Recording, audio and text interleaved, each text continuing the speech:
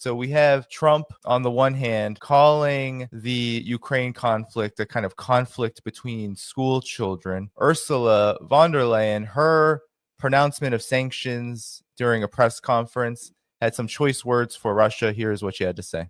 We want peace for Ukraine. Despite weeks of diplomatic attempts, despite President Zelensky's offer of an unconditional ceasefire, Russia continues to bring death and destruction to Ukraine. Russia's goal is not peace, it is to impose the rule of might.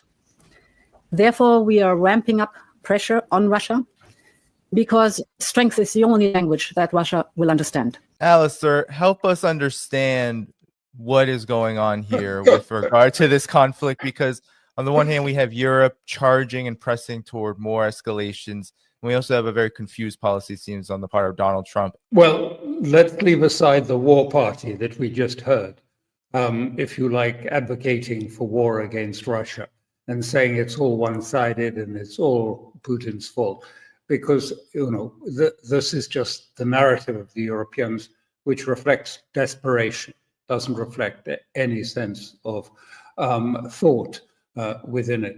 I think Trump's position is much more complex as we look at it.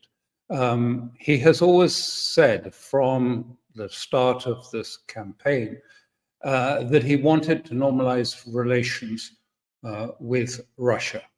And why? He indicated that normalizing relations with Russia would actually contribute greatly to ending the forever wars. He hinted, and then Rubio took it up in some of the hearings. He talked about, if you like, spheres, that we were going back to the 19th century idea of a concert of sort of great states, and that would be the future. However, since then, what we have seen is, first of all, two things. One is this recent, attempted attack on the strategic aircraft bombers that provide Russia's strategic nuclear defense system. Now, people have laughed at them and say, but they were all set out on the runway, because that's what the START Treaty, which was signed between the United States and Russia, demands. It demands that the aircraft should be visible on the, if you like, at the airport, so that America can ascertain whether they are armed with conventional weapons or possibly nuclear weapons. And the same applies to the United States aircraft. And then we had, if you like, an attempt to attack all 5 of the strategic bases, though in three cases, it seems that whatever happened, the roof of the truck or the container in which the missiles were hidden didn't open, or the missiles misfired, or something went wrong. But so 3 of them were a flop, failed. But 2 succeeded, and there are extraordinary numbers sort of mooted around. But from my understanding and talking to people in Russia and talking and looking at the satellite photographs, although some of these satellite photographs look as if they've been messed around with artificial intelligence, but I would say probably between 5 and 7 aircraft were damaged, and even perhaps 3 were written off.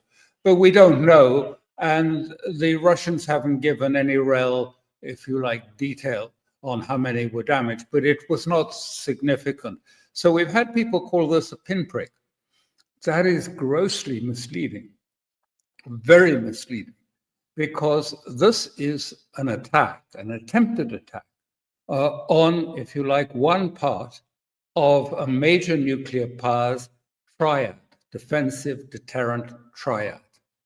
And of course, the question that must be preoccupying Putin and the leadership is, yes, okay, it turned out to be what you call in America, I think, a nothing burger, largely. But what happened if it succeeded? What happened if they try again and succeed? You know, it is not acceptable to lose most of your strategic bombers in this case. But secondly, and this is the other thing that is missing, is Putin must say to himself, yeah, but what's behind this? Are they probing our strategic bomber strength? Are they trying to find weaknesses in the defenses? Are they trying to find, you know, the electronic systems or things that might be defending against these sources, so that we can think about coming back and destroying them more effectively? I mean, you know, because what we're talking about is the ability to prevent, on both sides. The START treaties are about preventing a first strike by an adversary, a first nuclear strike, overwhelming strike that prevents a retaliation in consequences. We're talking actually the most serious, really the most serious strategies that you can imagine. And one, a friend of ours, Larry Johnson, who I think you know, who is in Moscow, told me that he spoke to a Russian general. He was there, and last night spoke with this Russian general who used to be on the coordinating staff. And he said, look, we came as close to a nuclear exchange then as the time of the Cuban crisis. This was the closest we've been. Putin was furious. So don't listen. And Lavrov said this, and others said it. Don't listen to those people who are saying, oh, hey, you know, we're playing it down. We're not playing it down. It's very serious. And I'm sure from what I hear from Moscow, that when Putin spoke with Trump, he didn't pull his punches. He was pretty direct. Now, Trump says he didn't know. Well, that's what Trump says. Whether Putin believes that or believes this is plausible deniability in operation, I can't tell you. But I can tell you he's furious. And the consequences of this is that the Russians are going full out now to finish off the conflict in Ukraine. What you've seen so far is just the beginnings. There's much more still to come on this. So if the idea in the team, even if Trump wasn't informed about it, was that somehow, and some of his advisors seem to have given that impression, Keith Kellogg, General Kellogg, it put out a tweet not so long ago saying, well, you know, in my long experience as a general and a military man, I believe that, you know, really audacious, innovative, special forces type strikes can change the paradigm and can force a different outcome. In other words, he was basically saying, well, you know, it might have worked and it might have forced Putin to accept a ceasefire, which Putin has made clear to Witkoff and Lavrov has said endlessly, would only weaken Putin and would also, of course, trap Russia in a prolonged, unending war for the future, as the ceasefire would allow the West to rearm and to retrain the Ukrainians, and it would waste blood. I was in Russia about 10 days ago, a week ago, in St. Petersburg. And St. Petersburg is the liberal capital, as you know, of Russia. But everyone there, and everyone, the Russians, all said, you know, it's absolutely, the paradigm has changed. Everyone now understands clearly, you know, we've spent blood on this. And if we have a deal now or a ceasefire, we know that that blood will have been wasted, because in 3 or 4 years' time, we're going to have to spend the blood a second time with our children. And this is not acceptable. And it's not just the liberals saying it, it is across the board. So when there used to be some pressure, if you like, on Putin, and people would say, well, why doesn't Putin, you know, accelerate the attacks? Why doesn't he go further? All of that is gone because everyone there understands Putin gets it completely. He understands this. And what is more, he understands more about this. And he's really angry. And so are the Russian people. It's changed the mood there. When I was there 10 days ago, it has very much changed. So what we're seeing is a very important shift. If that was the plan, if it was the plan by Kellogg and the team to try and put pressure on Putin to accept a ceasefire, it has absolutely misfired. It has completely gone the opposite way. It has just stiffened the resolve not to trust Trump, not to trust America, not to be fooled into a ceasefire, but to complete the job. Now, I don't know if you've seen all the reports in response to this, Alastair. There's a lot of reports in the Western mainstream media talking about what is to come. What will Russia do? They're reacting to, of course, what you just explained, the massive attacks in response on Kiev and various other areas of Ukraine by Russia through drones and missiles. But a lot of them say, well, Putin in Russia they don't have any real cards left, that actually Russia is cornered and backed against the wall, and the response has been soft. What do you say to this, and what's your understanding of what might be coming, given that you believe that this is going to escalate quite intensely? I mean, this is the old canard that we've been told. Oh, Putin really doesn't have the he's been going soft, he's too liberal on this. And as I said, from being in the liberal capital of Russia, nobody's saying that today. There's full support for Putin. They understand what he's doing now in this. He's not looking for a deal with Trump, quite the reverse. What he's doing is playing chess with that delicate US psyche that can suddenly explode and say, oh my God, this is 9/11, this is Pearl Harbor, this is, oh, woe is me, we must do something. So he knows that that is the case. And he also knows, and this has always been a concern of his, he has to manage this in a way, because, again, you've only got to go to St. Petersburg or anywhere else in Russia, and you realize, the demographic consequences of the Great Patriotic War. And how many, just in St. Petersburg alone, Leningrad at the time, under the siege, nearly 1 million, 800,000 to 1 million civilians died of starvation or of illness, or just simply were killed in this process.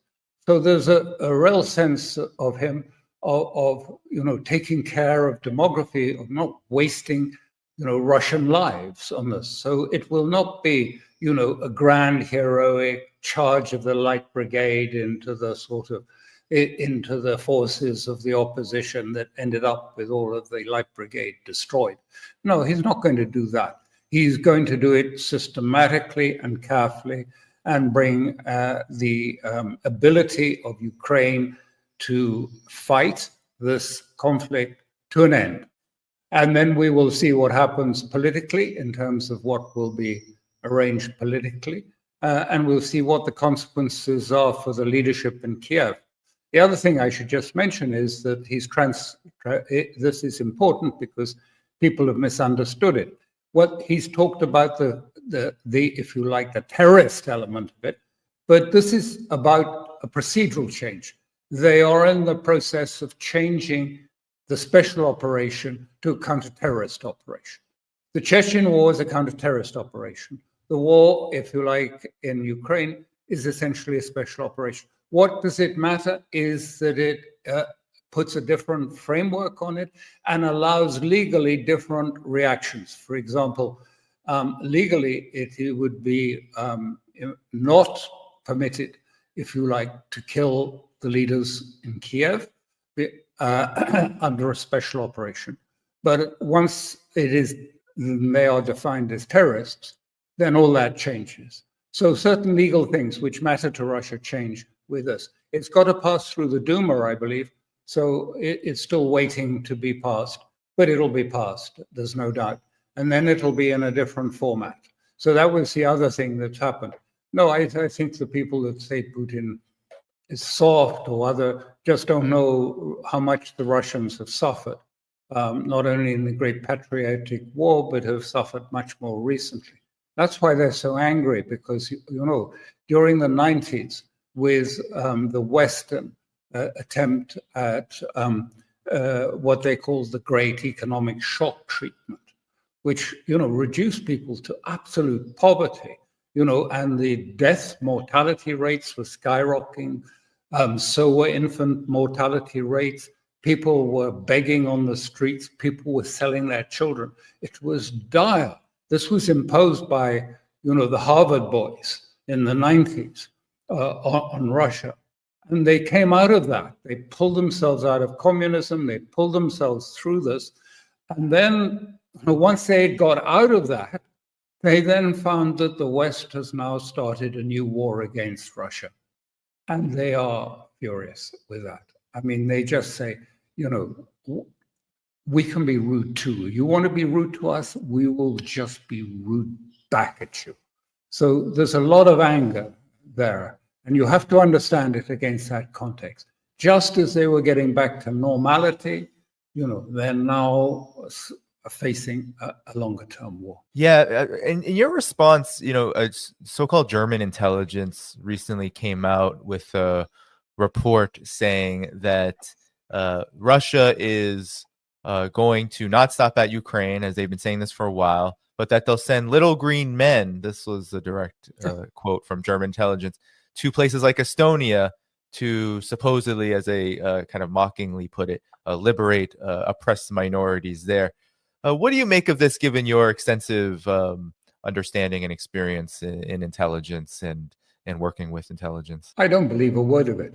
That's the quick answer. I don't think they know what Putin is going to do. I just disbelieve all those people who claim to have, sources close to Putin, who tell British intelligence or German intelligence what the plans are, and pull the other leg. It's not real. It's not likely. As for the idea, little green men was a sort of contrivance that the West brought up for their narratives at the time of the Crimean incident. Look, I don't know what Putin is planning, but this is not going to be a sort of, if you like, a small asymmetrical war. He's going in for a proper war now, full-time counter-terrorist war. It's going to be serious, and he will pursue it. There's no suggestion, you widen it. I mean, it's the West that's trying to widen it. It's the West who's suggesting that Russia is going to attack Transnistria and perhaps take over in Moldavia. Well, the Russians have a base in Transnistria. They don't need to take over Moldavia. Where else are they going to go? To the Baltic republics? Why would they want the Baltic republics? If you look at the map, I mean, Russia's not short of land or space. They don't need Lebensraum, as the Germans call it, at all. They've got more than enough of that. So they're not threatening Europe. They're not threatening other states unless those states actively take part in threatening Russia. And it seems that some European states, Lavrov made that as allegation, that claim, 100% claim that he believed that Britain was involved in some of the acts of terrorism that took place last weekend. But there won't be a sort of out of the blue attacks on other neighboring states. His aim has always been, and I spoke often with Russians about it, there is a sort of strange reaction. I can understand it because I'm Irish and have lived in Ireland. And we have this strange ambivalence in Ireland between Protestants and Catholics and IRA and the British there. And it's been going on for a long time. Now, they have that in Ukraine, too. But this, they don't see them as objects to be hated, to be destroyed and killed. They see them as something to be reconciled and brought together, that You know, they are a deeply estranged family, deeply estranged. I don't know how possible it is, but I think one of the aims is to try and fold Ukraine back into some form of, you know, the bigger vision of what it is to be Russia. Vladimir Medinsky said this actually as well in a recent interview. He said those exact words that you put up, that it's almost like a fight between families, and the longer that this goes on, the more those divisions between Russians and those in Ukraine become. So maybe could you talk about the consequences? And you outlined that this war is moving toward a counter-terror operation for Russia. And what will be exactly the consequences for Ukraine in the short and into the long term? Because it seems that Europe is very committed to keeping this thing going. And the Trump administration, of course, has a lot of problems with balancing many priorities that I know you've talked about on other programs with this. You know, for whatever reasons, there are many speculations about what reasons Trump has to want to pursue an end to this. But your take on this, on what the consequences will ultimately be? Well, the consequences will be the defeat of Ukraine, and there will be some form of change of government that will take place there. In what way, I can't tell. It's too early to say. But there will be a change of government, and there will be an agreement that eventually will come about, which will establish neutrality and which will establish, if you like, sort of rules of the ground about what military forces can be in Ukraine. So, I mean, this is very important in the sense that, you know, this was missing from the American understanding of the ceasefire. They kept talking about it, you know, in this Western liberal peace ideology, you know, that here is Ukraine, here is Russia. Let's split the different, a few more oblasts this way, a few that way. This is how we find common ground. And, you know, what I say is, you know, actually Russia is insisting on neutrality. Neutrality, you know, is it a thing? I mean, can you divide it up? No, neutrality is a state of mind. I mean, the Swiss had the state of mind for a long time. And sovereignty, it's not something, you know, a thing, an object that you can put out and place on a table. It's a state of mind. Those that are sovereign are those that feel themselves, see themselves to be sovereign. So how do you divide that up? How do you divide up, a little bit of neutrality for this way and a little bit of neutrality for that way, a little bit of sovereignty less for Russia here, a little bit more sovereign, you know, where you've got really deep and irreconcilable conflicts. This sort of liberal peace ideology sometimes just doesn't work, and it has to be pursued further. So I think that's what we will see. It will end up with a defeat. And this, of course, poses a question. This poses a very important question about what is the true intent of Washington. Because a ceasefire on the lines that was proposed, the 21 points that Keith Kellogg, the strategist of Team Trump, presented, I mean, this strategy was intended, if you like, to freeze the conflict. It even said that, you know, freezing the conflict was more important than making a political framework. So that, you know, let's have the freezing first, and then you can talk about things afterwards. I think quite likely he'd taken this from the Korea example and had said, you know, this is how we did it in Korea. We'd frozen it, and then they could talk about the future for a raft.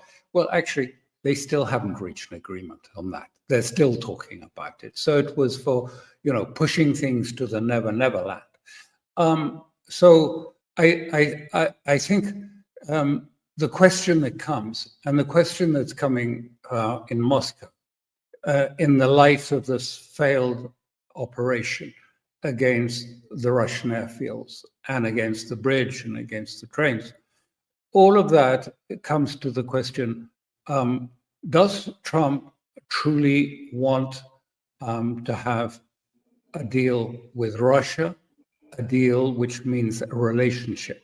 And when Russia talks about a relationship, what that means is, on both sides, what you say, you mean, and what you do. And that has to work both ways. I mean, it's not trust, it's not the same thing. But when you say something, it means you mean it, you say it, and you will do it. And they don't know if that is the case with Trump. In fact, they're beginning to believe it may not be the case with President Trump. I don't know.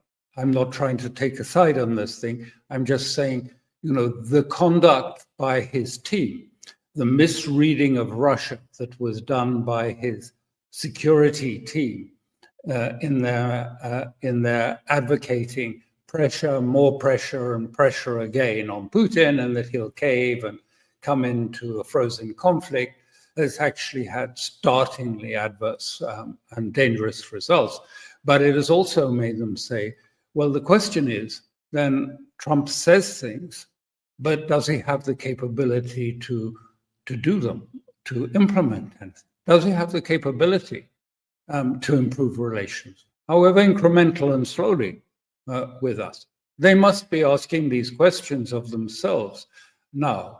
And they will look at the situation and they will see, first of all, that the Senate is holding the big, beautiful bill. That is the bill that is passing through the Senate, which both includes tax breaks and taxes on individuals and corporations, that this bill is being held up as a sort of hostage, with 81 of the senators saying, no, we want sanctions on Russia. We want to escalate.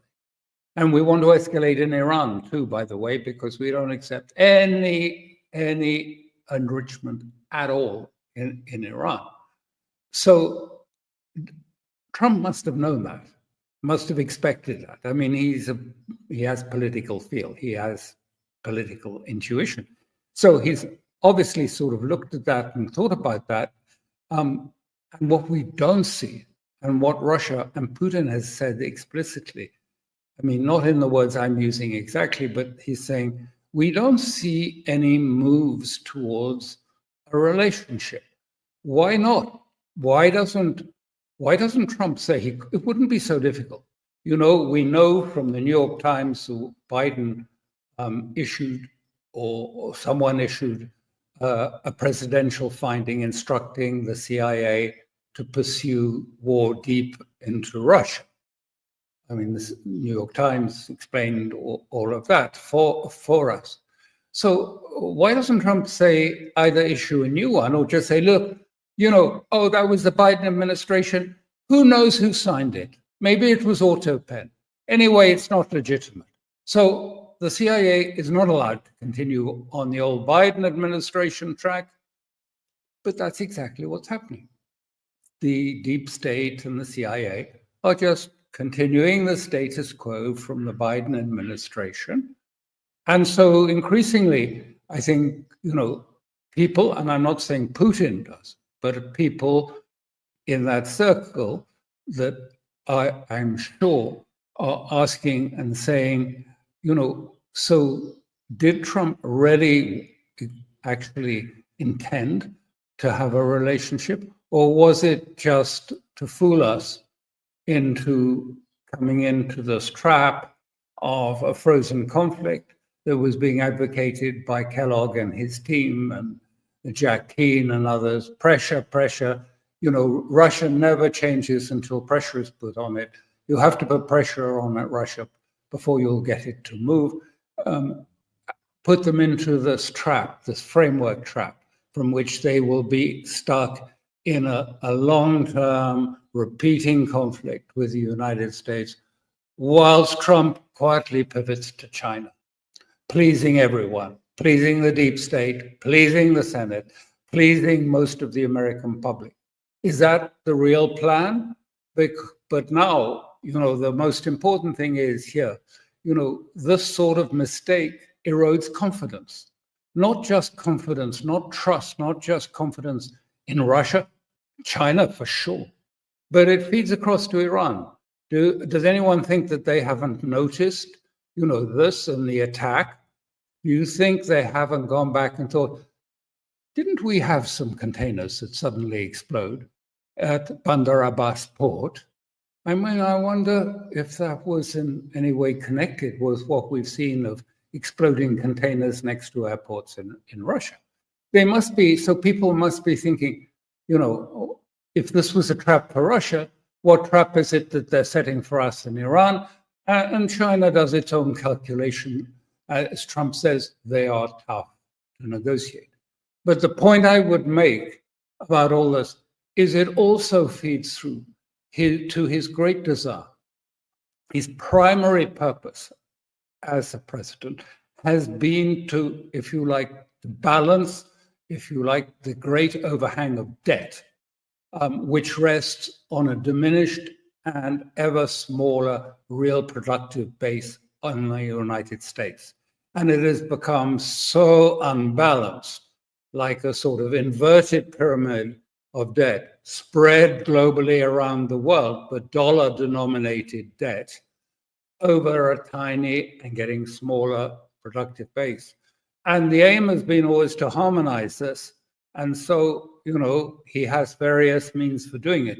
Devaluing the dollar, also persuading NATO. This is very much like what you do if you're in an Article 11 bankruptcy in the United States. You pull in the creditors quickly, get them paying in, so that you can reduce your debt, get your balance sheet back into some sort. So come on, NATO, 5%, all of you, quickly, do it. So, I mean, this follows the sort of pattern of, how you rearrange creditors in a bankruptcy. But underlying that is the deeper thing of, I think tariffs and things were a sort of shock and awe to try and get people to start, committing to giving large sums of money or to buying American products or to transferring products to do this rebalancing. But as always, with currencies, with debt, confidence is everything. Lose the confidence of the rest of the world. When the rest of the world starts saying, well, is it really safe? Is America that safe? Does Trump really know what he's doing with us? Every day now in the debt market, in the bond market, as it's called that, every day it's a sort of nail-biting edge to see whether there'll be enough buyers, foreign buyers, to pick up the new tranche of American debt. And, Trump has got something like $5 trillion to refinance before the midterms. A lot of money at higher rates. And with higher rates, you're going to have other problems taking place in the economy. He needs a fix of the economy urgently. And if you like, it's not working. It hasn't been working with Russia. It hasn't been working with China. It's not working with Iran. And so, what's the psyche? What is the psychic sort of sense of investors? You're going to go on plowing your savings back into US treasuries, 10-year treasuries, or you say, well, I think we'll put at least some of them somewhere else just to be safe. Mm-hmm. So for last month was the first time on the capital account that it turned negative. There were more outflows than there were inflows into the US trade capital account.